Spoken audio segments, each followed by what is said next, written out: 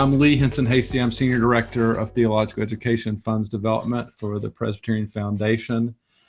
Here, this is part of also my podcast, Leading Theologically, and we have a great guest today who leads, lives, functions theologically, God at the center, and I'm just so grateful to introduce her to many Presbyterians. The Episcopalians out there know her like, you know, a household name, I'm sure, or many millennials at least, and probably more. And I'm just glad to have you here, Dr. Courtney Cowart. I hope I can call you Courtney. Of course. It's great to be here. Thanks. And you've been hosting some conversations too with the Society of Increase of Ministry, right? Just say a word about that first, because people might want to tune into those. Right. Well, we were talking a little bit about this the other day. So the Episcopalian counterpart to your organization is called the Society for the Increase of the Ministry. It was founded in 1857. Wow. And y'all were ahead of us. You were a little bit ahead of us. We were pretty early, even in the scheme of things on the Episcopal Church side of things. So we have a long history that has good points and bad points, actually, Sure. challenging points. But our main focus has been giving scholarships to folks who are going to seminary for a long time. However, we've reclaimed another side of the original mission of the society, which was a broader leadership role. And so we've been doing these leadership conversations on Zoom during the pandemic. Mm-hmm. And it's we did not consult about that. We did that independently. Interesting. Yeah, exactly. So it's great to see this kind of coming together today. It's been, it's been a learning curve for us. Mm-hmm. But it's been really exciting. I had a board meeting on Monday, and a lot of the energy in the conversation was around the ability to have a greater impact in the areas that we're focused on, because we're both funding people who are going to seminary, but then we're also giving all kinds of folks with wisdom around leadership a platform mm-hmm. for their voice. Beautiful. And, it's so democratic. There's so few barriers to anybody joining these conversations. And you're right. So I think it's powerful, and the synergy between doing scholarships and hosting leadership conversations, the way it comes together, like last week when we were working on a conversation around anti-racism. And, we're also funding these beloved community scholarships to diversify the leadership of the church. So when you see these things come together, you start to realize we can really have an impact. So it's real fun. And I love the way you phrase it too. And I, ever since I've known you in 2010, I can't believe it's been that long, 10 years. We met at a credo. Thanks be to God for credo, the Episcopalians, the Presbyterians, we call into that. But you have been invested, and I think Society for the Increase of Ministry, SIM for short, is invested in the future of the faith. You sometimes say that. And I think that we're in that too, the future of the faith. And that's hopeful. Today's conversation is about hope in the aftermath of tragedy, which you have experience in, you've written about. Folks, THMA and THD from General Theological in New York, Courtney Cowart, but also experience on the ground, literally, there in New York at St. Paul's on 9/11, 2001, when you were convening a conversation with Rowan Williams and others about something else altogether, and obviously things changed and shifted, and then also part of the recovery relief with in New Orleans. There's just so much we'll talk some more about this, because there's a lot in the midst of tragedy where hope can come through, and part of it is talking about the future of the faith, and these young leaders, I think, is part of that hope. Thanks for nodding for the folks just listening on audio. But let's just jump right in. I wonder, I start these conversations, I've told you, around call.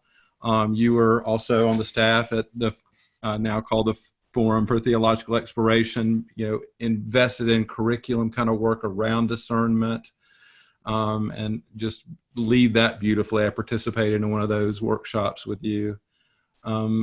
What is it that is the work your soul must have? Katie Cannon said, or Howard Thurman, who was a mentor, I think, for Cannon, said, what is it that makes you come alive?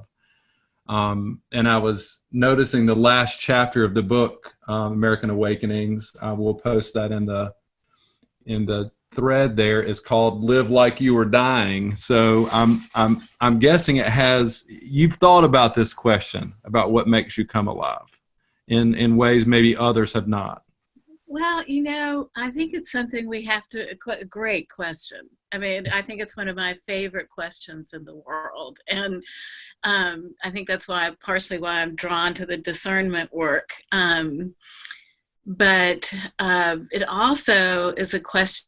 I mean, the answer to that question changes over time. Mm-hmm. And I think probably the way I would answer that question today, in this context, particularly in the middle of this pandemic and in the middle of this, huge national reckoning around race,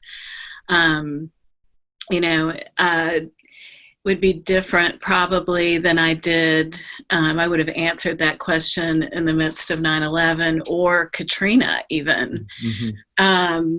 But there's a piece of it that actually kind of lives with me across all of it. And my doctorate is in ascetical theology. So, I remember before I knew what ascetical theology was, a very older priest from England asked me what I wanted to study in seminary, and nobody had ever asked me that question, and I was trying to find the answer, and I said, I guess I want to study how people become holy. Wow. And he said, oh, my dear, you want to study ascetical theology? And I went back and looked it up in my Oxford Dictionary of the Christian Church, and sure enough, I was like, yeah, that's it. That's it. And I think, across my experiences in the aftermath, and right through from the day itself of 9/11, and all that ministry and that extraordinary community that came together at Ground Zero, to reclaim the site and to help heal one another. And then again, to see America show up in the Gulf Coast and do the work of healing the communities, and the deeper work of engaging in healing, trying to heal the legacy of racism and those communities that was so much a part of Katrina. And it's holy work, and you see people when they really, really hurl themselves into that kind of work, you see people grow and change and become holier. And I just have a passion for wherever it is that you can stand and see that happening with large groups of people in dramatic ways. It gives me hope. Do you have plants, Courtney? Do I grow plants? Yeah, do you have any plants? But here's what I'm thinking. The image I have for you, and you just sort of said it in terms of what gives you life, is watching others grow. It's like you're standing there making sure they're properly watered. And the right fertilizers that you're noticing. You're the kind of person, like my wife, she'll be so embarrassed. Maybe she talks to her plants, somebody who just is constantly saying, like, you're doing okay, you can do this. I see you as that kind of person. And even with this current work and each of the places I'm thinking you've been, folks, if you didn't see the images, if we put them up there from St. Paul's Chapel, Courtney was involved with those, really like preschoolers and others bringing their prayers in crayon and literally wallpapering every square inch of the inside of the chapel. I mean, that was part of some holy work you were doing, right? It's still, I can see it even as emotional to you as you start to see it. Well, the children were doing that holy work. Yes. I mean, there's no element of that incredible container for healing for the recovery workers that was a more powerful healing element, I think, in that space than the children's letters and drawings. It was, they were true sacraments. Right. Yeah, beautiful. So hope for you, it seems to be in that noticing, especially in the midst of tragedy, noticing. People are asking, how has hope, that definition, changed for you? It seems like it has to do with continue to do this kind of aesthetical theological work of noticing, naming, maybe documenting, encouraging this kind of holy work. Is that, how has hope get redefined with you, or has it changed like call? I suspect it has. Well, Jim Goodman, who you also know, right, who works with me, it's he and I still do a lot of work hosting groups of people from congregations and in different walks of life through the church, walking them through processes that help create a framework and a space for deep reflection and for kind of discerning where our individual vocations overlap and create patterns that maybe point us toward our collective vocation and where we're being called by the Holy Spirit. And it's not just me, it's we. It's how are we being called? I'm a big fan of the work of Marshall Gans, and he developed something he called public narrative, and part of that is the story of me, but then another part of that is the story of us, and how those two things, how my story connects to a bigger we and our story, right? Which is where you really start to see the potential for us to move mountains, right, together. Right. And that's something you see. You can really see that in concrete ways in the context of disaster ministry. So it's, I think that's part of why I was drawn to that, or, strangely placed in the midst of it, in ways I never would have anticipated twice. It's just such important work, and it's life work. Well, and geographically, I mean, you were literally, within eyeshot viewing of the Twin Towers, and then right in the midst of the Katrina relief. That was geographical. But now, and I bet you could have never anticipated this, I mean, in New York, but not just New York, just in our nation and our world, in the midst of another, multiple pandemics that are happening, the protest, the coronavirus, the polarization. I mean, you can name a lot of things going on right now that are just deeply troubling. They're not exactly the same. These are not planes flying into things or waves coming in, but it's definitely a trying and tragic kind of time. So how are you thinking about that now? What does that look like now from what you've learned? And what should we be looking for and noticing? We have a lot of folks who are ministers are out there watching. I'm not all sure who's watching, and listening, but a lot of folks who are church related, Episcopalian and Presbyterian, I guess today. I mean,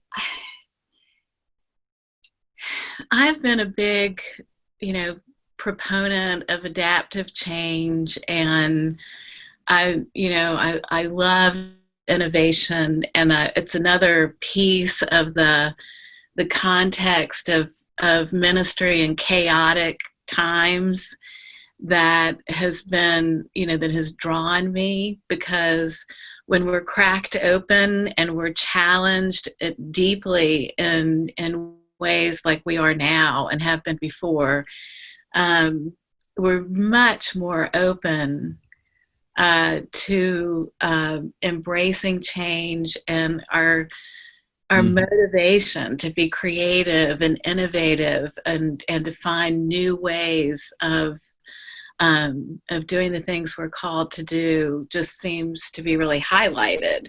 Right. And surely we have seen that this conversation right now would not have happened probably. No, probably, sadly, but probably not. You're right. And the ways that churches have adapted. I was doing some discernment work with a congregation last Sunday, and they're doing some visioning and strategic planning.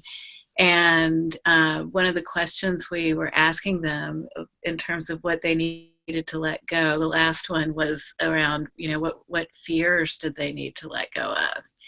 And one of the big responses was that people were afraid that when they were no longer meeting as church online via Zoom, that they would drift apart again. Wow. That's like a flip, isn't it? Isn't that fascinating? Right. We worship in pews looking at the altar, not looking at each other. It's so much more meaningful when we're looking at each other. Right. And there were more examples like that, but they were just saying that they actually found the way, many elements of worshiping online, more life-giving and more relational even, right, than worshiping in person. Wow. That is a fascinating. Well, I mean, the prayers in the chapel, the way you talk about in your book, the millennials showing up over and over and over again to help with hurricane relief. Those are things that don't just necessarily happen in any old day, right? They happen because there was a need, and it does crack. I like the way you talk about it. It cracks open new possibilities, and not everything is great, but we should be taking note of what is working and what is life-giving. I've heard of folks like, I could never come to church here because we moved to the next state, but now I can, and how important that is we've not been able to find a church home there. So there's lots of possibility, in this kind of time that could be taken forward. There's no doubt about it. I think because of the isolation that people have had to endure and try and cope with the best they can, there is such a high valuing now of connection. Right. Some really good stuff has got to come out of that, in my mind. Right. That we have this deep, almost, I think, visceral kind of embodied understanding of the fact that we really are connected and we really do need each other. And, our humanity demands that we be connected. And isn't it interesting that we would, I think, come to deeper understandings of that part of our humanity, the need for communion, right. Just a whole host of things around that. that I think that will be shaping us and forming us for a long, long time to come. One of our listeners, Glenn Bell, who's now a colleague with me at the Presbyterian Foundation, liked the allusion to Marshall Gans and asked, where is the power and prospect of hope in our story just now? And I think that's sort of what you're describing is, I don't know if he's making an allusion. You read Gans more closely. You know him, I think. I haven't met him. Yeah. I mean, he's kind of a hero of mine. So I was a little starstruck when I got to meet him. Right. The power and prospect of hope in our story just now sounds like it's is this kind of noticing and this connection, the nurturing of relationships.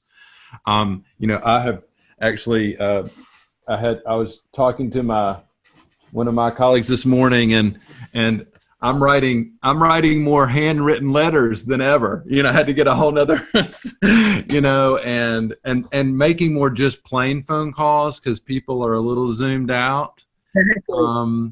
And that seems actually hopeful. A few more, text messages, a text thread. I mean, these are the kind of things you're talking about, is take notice of that kind of holy work that's happening that we were not doing before. Maybe not everything, it wants to be the same, but there's a lot that can sort of be something we should carry forward. It's not just the birthday parades, which those are pretty awesome. Yeah. It's another common thread through all three disasters. In the beginning of the second chapter of the 9/11 part of my book, I talk about the day I went back down to the site after being there that morning through the collapse and everything, and running for our lives and getting out and then going back down to figure out what we were going to do. Right. And had been shell shocked for about 4 days.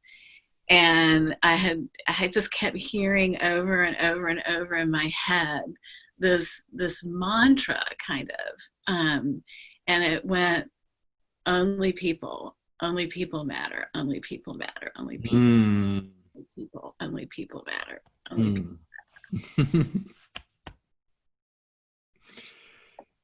And I think that, that is one of the great lessons of tragedy.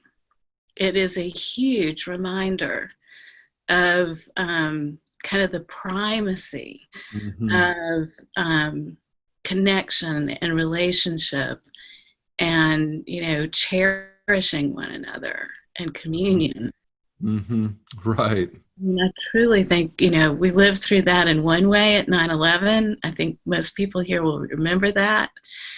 We were reminded of it in another way after Katrina. And that's kind of seared, seared on our souls too. And we're living through it again, so what is it we're supposed to learn here? The people. I mean, it's the people, it's the relationships. I mean, I think it brought us back together too, which is I'm grateful for, and particularly the kind of common work and mission we do. And it gives opportunity. I feel like space, I mean, for me and for anybody, I mean, sort of routines are upended. I'm working here from my home office, I'm not on the road traveling. I'm guessing you're not either, really. And it does have more opportunity in some ways to nurture those connections and notice others and who they are and what they're up to, and name their gifts in ways we couldn't do before. There's just no doubt about it. I mentioned the last chapter of your book, Live Like You Are Dying, which was taken from a #1 country song by Tim McGraw. I love that. I had to listen to it this morning.